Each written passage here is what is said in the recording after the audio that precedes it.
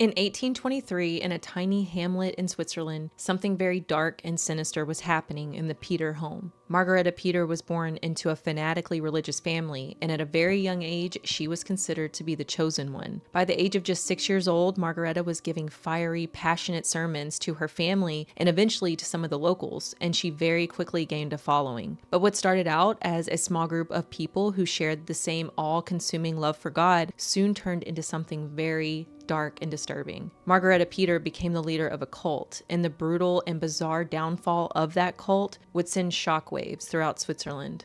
Hey guys, welcome back to my channel. If you are new here, my name is Sommer Sanchez, and on this channel we talk about crime, cults, and heinous history. So if that sounds interesting to you, please consider subscribing and turning on notifications so you'll never miss an upload. Today's story is both a heinous history and a cult story all rolled into one. This case is very old. It happened back in the early 1800s, so there's a serious lack of photos, so I'm gonna have to get a little creative with the visuals, but I am telling you the story is insane, and the end of this one is absolutely crazy, so make sure that you stick around to the end. Today we are talking about the cult of Margaretta Peter and its super disturbing end. Margaretta Peter was born on Christmas Day in 1794. She was born in a small Swiss hamlet of Wildenbach, and she was the youngest of 6 children. She had one older brother named Casper, and she had 4 older sisters who were named Barbara, Susanna, Elizabeth, and Magdalena. Her mother died not long after she was born, and this left her dad John to raise all of the children by himself. And his youngest daughter Margaretta was definitely his favorite. And John was very, very religious, like fanatically religious. The Peter family were members of the Zwinglian Protestant faith. Now I had to look up what the Zwinglian faith was. I had never heard of it, and to be honest, I still don't fully understand what I was reading. But I do know that a man named Ulrich Zwingli came up with the Zwinglian theology back in the 1500s. And the main takeaways from what I gather are that the Zwinglians follow the Bible as closely as they possibly can. They also believe that God chooses governing bodies, so they are to be obeyed. However, if the governing bodies go against what the Zwinglians perceive as God's will, then the people have the right to fight against them. Ulrich Zwingli said, "We must obey God rather than men." So what that sounds like to me is that you can do whatever you want as long as you perceive it to be God's will. So yeah, John and his family are members of the Zwinglian faith, and he runs his household in a very by the Bible way, and religion is at the forefront of pretty much everything that he and his family do. And of course, this rubbed off on his children, but the youngest child, Margaretta, was the most receptive to all of this. She really took everything her father said to heart. She was like a little sponge, just absorbing everything that her father said about God in the Bible, everything that her pastor said about God in the Bible. And John Peter took note of how passionate Margaretta was at such a young age, and he started to think that she was really special. And the fact that she was born on Christmas Day also made him think that she was special. Over time, John started to believe that Margaretta had been chosen by God essentially as a prophet. And I keep saying she's so young and she became interested in religion at such a young age. And when I say young, I mean very young. She was reading the Bible fluently by the age of 6. And she started giving these really fiery sermons at the age of only 6 years old. And during these sermons, she would tell her brother and her sisters and her dad that they really needed to follow Christ's word as closely as possible in order to stay right with God. Margaretta's school teachers said that she was very intelligent. She was extremely mature for her age. She was said to be the most clever person in her family by far, even though she was the youngest. And she was basically looked at as sort of a child prodigy. And so she started to attract the attention of the people in the Zwinglian church. She really impressed the church elders with how excited she was about religion and how vast her knowledge of the Bible was. So as she's growing up, her dad is becoming more and more convinced that Margaretta is the chosen one. She has a direct line to God. Out of all the members of the Peter family, she was seen as the closest to God. John Peter once said, "I am assured that my youngest daughter was set apart by God for some extraordinary purpose." And the rest of the family felt the exact same way. Margaretta would even counsel her older siblings about life and religion. Even when 2 of her sisters left home, they had gotten married, they would come to her for advice and guidance on marital issues, on,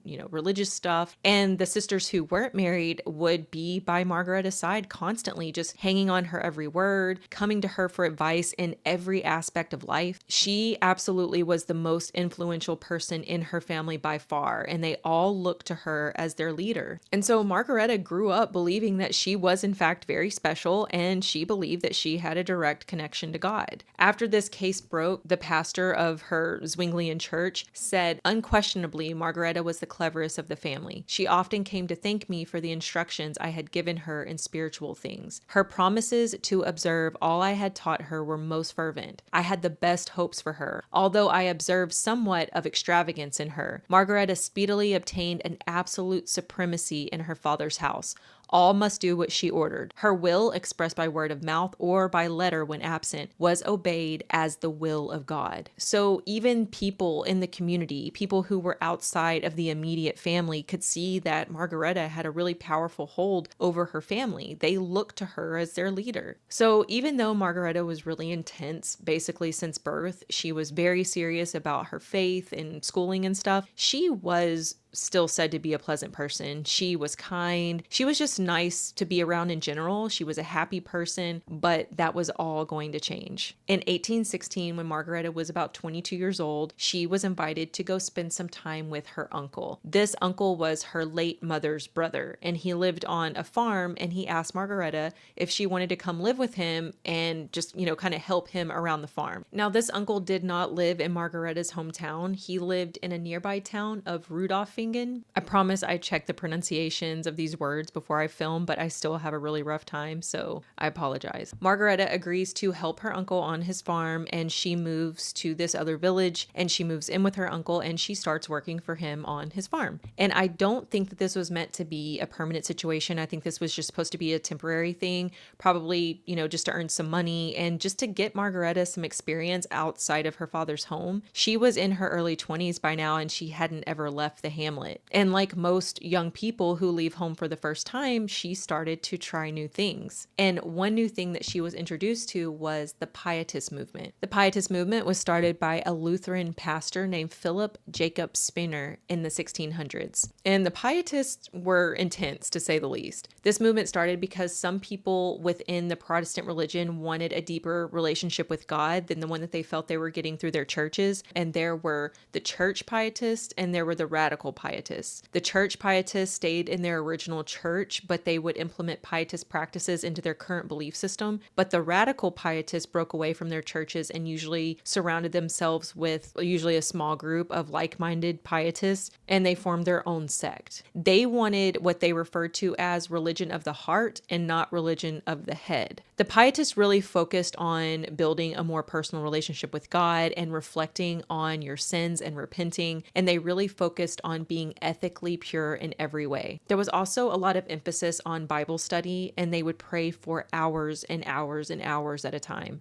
Fasting was also a big part of their belief system. They believed in prophets and prophecies, and the radical Pietists were obsessed with the apocalypse. They were constantly looking for signs that the world was going to end. They would use telescopes to watch the sky for signs. Many Pietists also believed that lunar eclipses or comets were signs that Judgment Day was coming. And based on what goes on to happen in this story, I'd say that Margaretta definitely fell into the radical Pietist category. So Margaretta starts hanging out with the Pietist in the nearby town of Schaffhausen, and she took to it instantly. And when I first read that, it kind of shocked me that she switched up so quickly. But when you think about how serious Margaretta is about religion and her relationship with God, it does kind of make sense that she would take to radical pietism. They were all about building a more personal relationship with God and not just following the teachings of the church. So this does kind of sound like it would be right up her alley. So she spends about a year at her uncle's house learning everything she can about Pietists and the practice and the beliefs. And then she finally decides that it was time for her to leave her uncle's farm and go out and preach on her own. She wanted to become a religious leader, not a follower. She wanted people to look up to her as a prophet, just like her family did back home. She didn't want to just spend her life sitting at the feet of others. So she decided to become a revivalist and form her own sect. So she leaves her uncle's farm and she heads back home home to the little hamlet with her family. And when she came back home, her family was a little disturbed by how much her personality had changed. She had always been very serious, especially about religion, but she could laugh and joke around, and she was overall, happy and pleasant to be around. But now she was very solemn. She didn't laugh. She was very, very intense, and she almost seemed depressed. And it kind of made her family feel uncomfortable at first. So they asked her, what's going on? Like, why are you so sad? And Margaretta told them that God had been revealing himself to her more and more every day. And she was starting to become more aware of her sinfulness. And even though Margaretta seemed really different, her family was still just as devoted to her and her teachings as they had been before she left. They were still following her orders and advice through letters when she was gone. So their devotion to Margaretta never wavered. When she moved off to her uncle's house, her father John needed some extra help around the house, so he hired 3 new people to come work for him. He hired a guy named Heinrich Ernst, who helped with the farm and the stables. He also hired a woman named Margaret Jagley. And Margaret, it sounds like she had kind of a tough life. She was described as immoral and a person of indifferent character. And I'm not really sure what that would mean back in the early 1800s. I don't really know what terrible things she did, but her village saw her as this immoral person. She also had epilepsy, and she suffered with frequent seizures that would just come on out of nowhere. And because we are talking about the fanatically religious early 19th century, people thought that she had seizures because she was possessed by the devil. Everyone, including Margaret Jagley herself, thought that she was being punished by God for being immoral, and that's why these seizures started. And because of this immorality, she was eventually thrown out of her village. And Margaret had heard about Margaretta and her teachings and stuff, and so she decided to travel to the Peter home and ask Margaretta for help. She wanted to see if Margaretta could cure her. So John allowed Margaret to live in his home and work for him while she was getting help and guidance from Margaretta. And the final person that John hired was a woman named Ursula Kundig, and she started living with the Peter family at the age of 19, and she started working there as their maid. She was said to be very smart and very sweet. Everyone loved Ursula. She didn't have the best home life before she arrived at the Peter home. It said that she came from a very unhappy home, but her family did have money. They lived pretty comfortably, but her life really went downhill when she got engaged to a man. And then right before the wedding, she found out that he didn't actually love her. He just wanted the land that they were going to inherit from her family. And when she found out, she broke off the engagement. And when she broke off the engagement, it really pissed her father off. And they had this really big fight. And so she left her village and she traveled to the Peter home in hopes that Margaretta could be her spiritual guide and just help her get through this really tough time in her life. So by this point, Margaretta had obviously grown a little following. She had made a name for herself in the community as, a spiritual leader, a healer, a prophet, and her father's house quickly became the base of her operations. People would come over and seek counsel with Margaretta, and they would stay and pray. And if Margaretta would have just stopped right there and just floated along in her little hamlet as a local legend, then this story might have ended differently. But not long after setting up essentially a church in her father's home, Margaretta decided to take her teachings on the road and travel across Switzerland and preach. She would sometimes travel alone, but more often than not, she took her older sister Elizabeth with her, and sometimes she would also take Ursula with her. And on one trip to Ilnau, sorry again about the pronunciation, she met a young married shoemaker named Jacob Morph. And Margaretta and Jacob very quickly became good friends. Now, we don't know for sure if Jacob and Margaretta started having an affair, but at the very least, they had an emotional affair. Jacob started traveling to Margaretta's town to visit her, and he would stay for very long stretches of time. And on several occasions, his wife managed to track him down at Margaretta's house. Jacob would always return home to his wife, but then he and Margaretta would exchange letters, and these letters never explicitly came out and stated that they were, having sex, but you can kind of read between the lines, and there's definitely a vibe there that something was going on. And Jacob's wife actually found these letters, and she thought the same thing. She thought that something, fishy was going on, that they were having an affair, but Jacob would always deny that there was anything physical going on, and he would just tell his wife that they were just connected spiritually. But Margaretta would write all about how she cared so much for Jacob and how she really missed him and how she would just cry and cry when he would leave. leave and she couldn't wait to see him again. And then here's where it becomes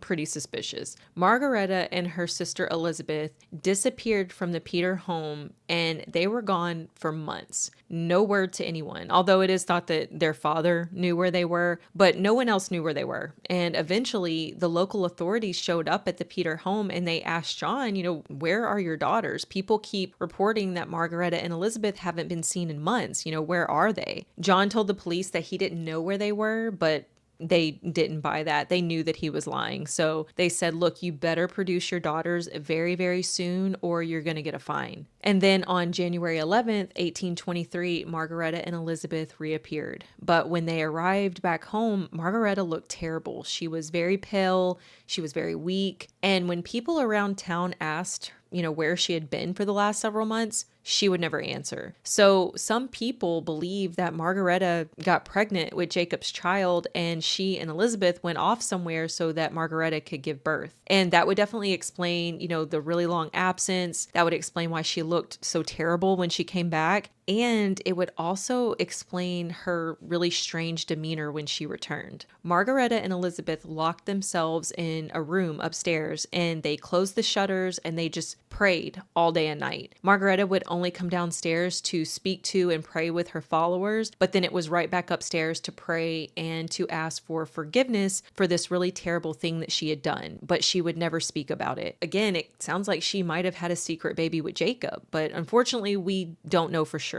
Then about 2 weeks after Margaretta and Elizabeth reappeared, Jacob Morph received a letter from Margaretta and she was requesting that he come to her house so that they could ascend to heaven together. So he leaves his wife and kids again and joins Margaretta at her home. And he stayed there for several days, but eventually, again, his wife tracked him down and again, she dragged him back home. And after this, Margaretta became even more fanatical. She started ramping up her talk about the end of the world. She told everyone that the devil was getting ready to take over the world and that she alone could save the world. She said that she was the only thing standing in Satan's way. In one very chaotic meeting with her followers, she said, "Behold, I see the host of Satan drawing nearer and nearer to encompass me. He strives to overcome me. Let me alone and I might fight him." And then she started swinging her arms around, like slapping the air, like she was fighting some invisible demons or something. And if only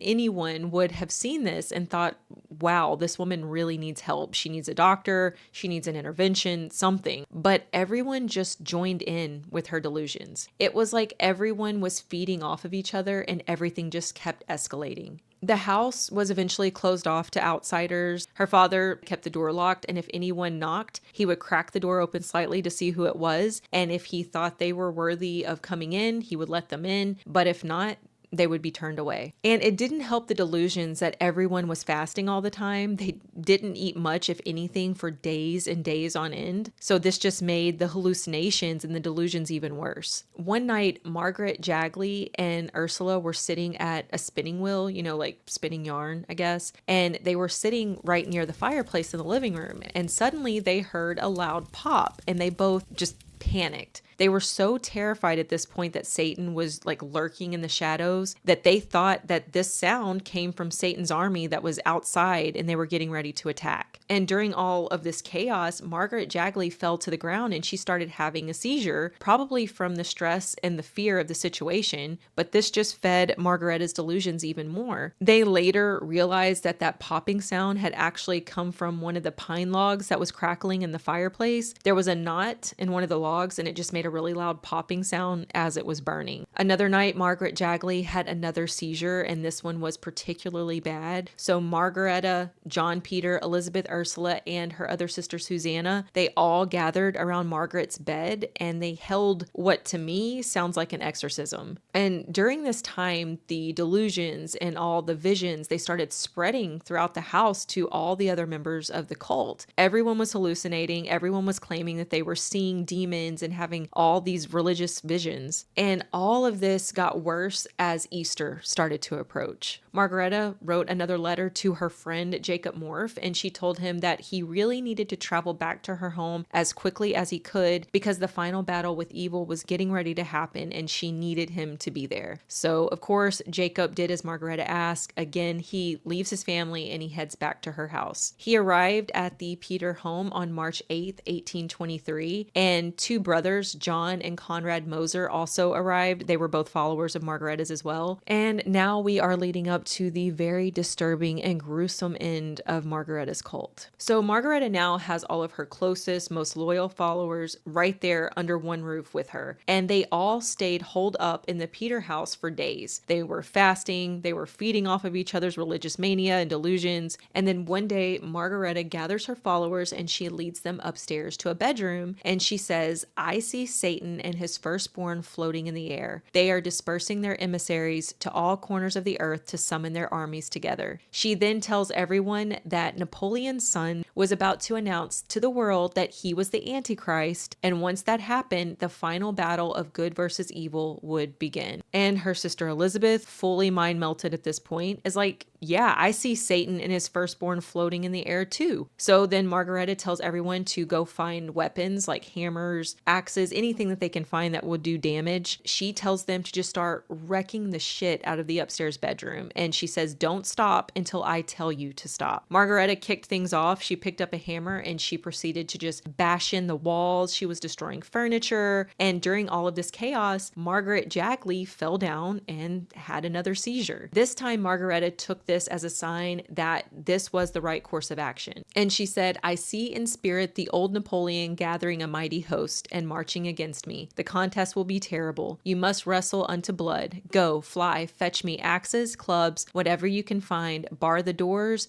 curtain the windows, and close every shutter." And everyone did exactly as they were told. And soon every member of the cult was destroying the room, and most of them would later say that while all this was happening, they were having visions. And this went on for 3 hours straight. Now, as you can probably imagine, this was loud. The neighbors started to hear all of the commotion coming from inside of the Peter home, and they started gathering outside. And they were listening and watching the house and trying to figure out what the hell was happening. The cult had been so violently destroying this house that part of the outside wall broke off. So now the people outside could see into the house. But did this stop them?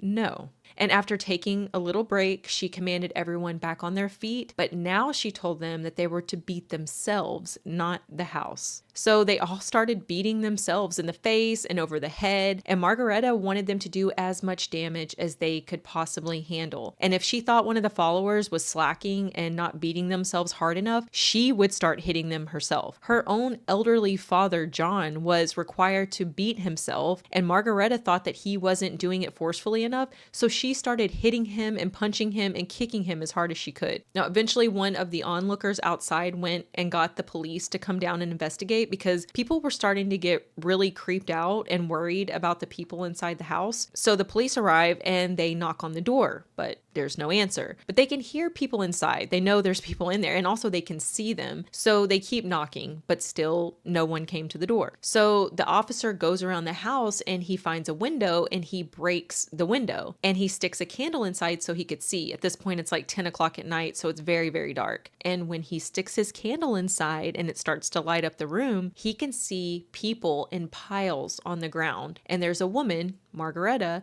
sitting over another woman and just beating her over and over again in the face. So the police finally get inside the house and they're trying to make sense of what they're seeing. And slowly, each of the people that were on the ground, they start standing up and staggering to their feet. They're all in pretty bad shape, but everyone is still alive for now. The police start separating the men and the women so they can question each group. And the police would later say that once they got the men alone, they finally finally settled down. They didn't have Margaretta in their group. She was with the women. And Margaretta kept the women in a frenzy. She wouldn't calm down. So the other women wouldn't calm down either. Again, they were just feeding off of Margaretta's mania. So the police gather up all the people and they take them down to see the magistrate for an examination. Everyone had an assessment. Then Jacob Morph was told to return home to his family. Conrad and John Moser were told to head home as well. And then everyone else was released while the authorities looked over their findings and decided what should be done about this very bizarre situation. They did later ultimately decide that Margaretta and Elizabeth should both be committed to an asylum, but unfortunately, this decision wasn't carried out in time because what happens next is absolutely horrific and it changed everyone's lives forever. So once Margaretta was back home with her family, she decided more drastic measures needed to be taken. She led everyone back upstairs where all the weapons were, the weapons that they had used the night before. They were still lying on the floor. And she commands everyone to start beating themselves again, which they do. But then Margaretta grabs her brother Casper and she says, "The evil one is striving to possess thy soul." She then picks up an iron wedge that's used for splitting wood and she starts hitting him repeatedly in the head, and there's just blood everywhere. Now, John Peter sees this and he goes over to his son and he lifts him up and he carries him out of the room. I think at this point, John was starting to worry that Margaretta was actually going to kill his son. And so John takes Casper downstairs to tend to his wounds and he ends up staying downstairs with him for the rest of the night. And because he did this, he missed what happened next. Upstairs, the beatings continued until Margaretta finally told everyone to stop. She said that she had just suddenly had a vision of her dead mother, and her mother was telling her that she needed to offer up her life.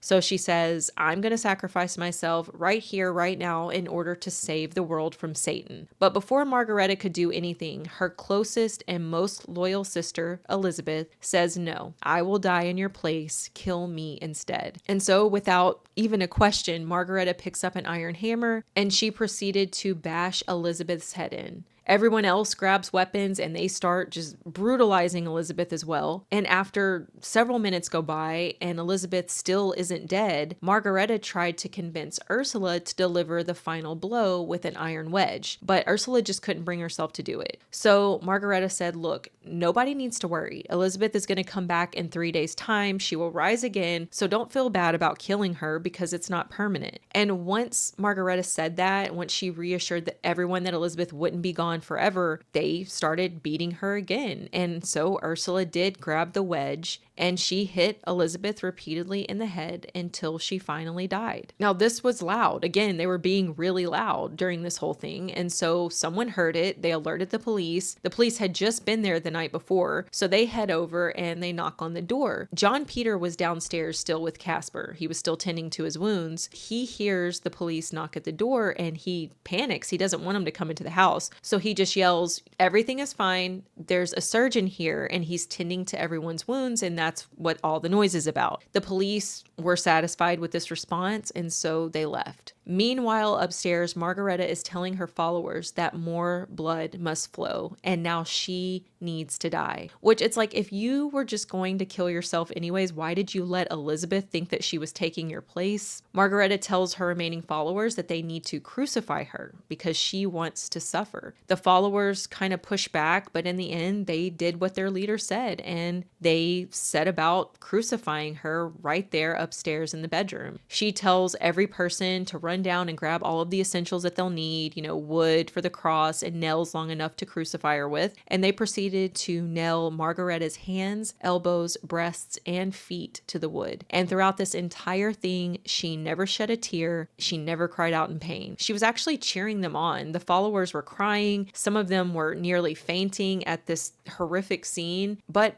Margaretta again just told them, "Don't be sad. In 3 days, me and Elizabeth will both rise and we'll be all good." So they get Margaretta all nailed to the cross, but she's not dead, but she is dying. So she says, "Look, grab that knife over there and just stab me in the heart." And so they did attempt to do this, but the knife was pretty dull at this point and it was bent because of all the damage it had suffered from the night before. And so they basically botched this. And now Margaretta was just bleeding. She wasn't dead. She was now just bleeding out. So Margaretta says, "Pick up whatever weapon you can find and just beat me with it." And that's exactly what they did. And once Margaretta was dead, the followers took one last look at the absolute nightmare that they had committed. Elizabeth was on the bed, dead. She was beaten so horribly and she was covered in so much blood that she was barely recognizable. And Margaretta was in a very similar state, but she was also nailed to a cross. And they turned and walked out of the room, and they went downstairs and had dinner. And then later that same evening, an officer shows up. He has some papers that he wants John Peter to sign. And these papers are just stating that John promises he will bring Margaretta and Elizabeth in when they are summoned to the court, because it's been decided that they need to be committed to an asylum. This officer was literally feet away from Margaretta and Elizabeth's dead bodies, and he had no clue. John Peter signed the papers, and he promised that he would bring his girls in as soon as the court called for them, and then the officer left. So the next day, Heinrich, the farmhand, he was sent to go get Jacob Morph so that he could be present when the great miracle happened. The great miracle, of course, being the resurrection of Elizabeth and Margaretta. But Heinrich didn't tell Jacob what had actually happened. He didn't tell him that Margaretta was dead and that she'd been crucified and beaten to death. He was just told that he was supposed to come and witness a miracle. So when he arrived at the home and they led him upstairs, he was absolutely horrified. He was so disturbed, so much so that he ran out of the house and he went straight back home to his family. And this absolutely haunted him. He was sick in bed for days. He eventually called for a pastor to come talk to him, and he confessed everything. He told the pastor everything that he had seen upstairs in the room. He told him everything that had happened over the months with Margaretta. And then after a few days went by, the followers went upstairs to check on Margaretta and Elizabeth to see if there was any sign that they were going to be waking up soon, but there was nothing. So they decided to pull all of the nails out of Margaretta because they thought that maybe the nails were holding her back from resurrecting. But then a couple of more days went by, and now the stench of death is getting